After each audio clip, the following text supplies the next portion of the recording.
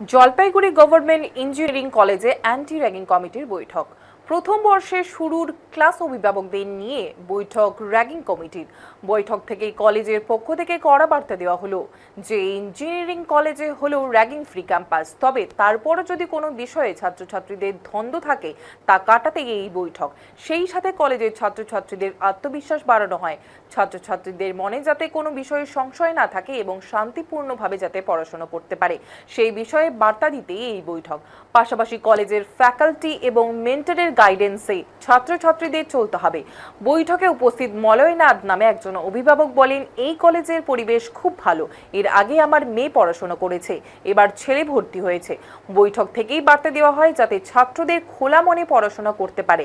জানা গেছে এই দিনে জলপাইগুড়ি গভর্নমেন্ট ইঞ্জিনিয়ারিং কলেজের এই অ্যান্টি র্যাগিং কমিটির বৈঠকে জেলা প্রশাসনের আধিকারিক, কলেজের প্রিন্সিপাল, কলেজের প্রতিটি বিভাগের প্রধান অধ্যাপক, অভিভাবক, জলপাইগুড়ির প্রেস ক্লাবের সম্পাদক সহ অনেকেই উপস্থিত ছিলেন।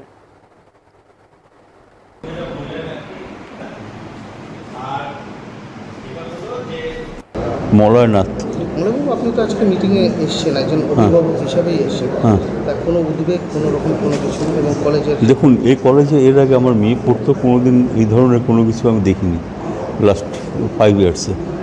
তো এবছর দেখছি এই নতুন নিয়ে, তো এটা তো এরা ভুল করেই করেছে। যাই হোক, তা এটা যেন কারোর কাছে কোনো ভুল বার্তা না যায়, সেই জন্যই আজকে আমরা এই মিটিংয়ে বসেছি। হ্যাঁ, আর কলেজ কর্তৃপক্ষ যে ভূমিকা গত বছরগুলোতেও আমি দেখেছি, আমার মেয়ে পড়তো বা এবছর আমার ছেলে ভর্তি হয়েছে, তাতে মানে খুব ভালো এবং এরকম অ্যাডমিনিস্ট্রেশন খুব কম কলেজেই আছে। এটা কি মনে হচ্ছে যে ছাত্রদের মধ্যে যারা নতুন তাদের কাছে একটা বার্তা যাবে? হ্যাঁ, যে মানে এই মিটিংটা এই জন্যই করা যায়, যারা নতুন ভর্তি হবে তাদের কাছে যেন একটা বার্তা যায় যে তারা খোলা মনে এই কলেজে পড়াশোনা করতে পারবে।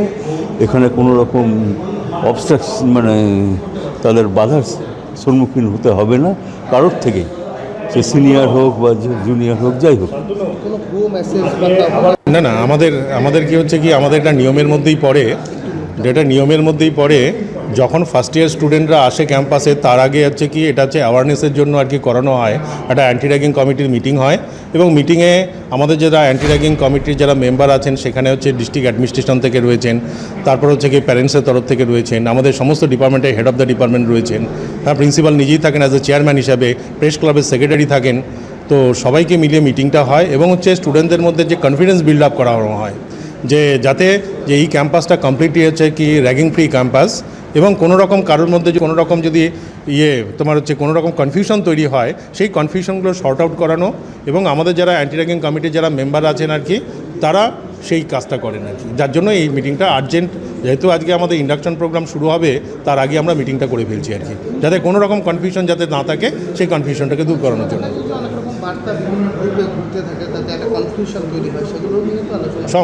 সমস্ত কিছু আলোচনা এখানে মিটিংয়ে আজকে হবে এবং আলটিমেটলি আর কি আমরা চেষ্টা করবো আর কি স্টুডেন্টদের মনের মধ্যে যেন কোনো সংশয় না থাকে এবং তারা ভালোভাবেই এবং পিসফুলি এই ক্যাম্পাসে পড়াশোনা করতে পারে, এটাই আমাদের অবজেক্টিভ।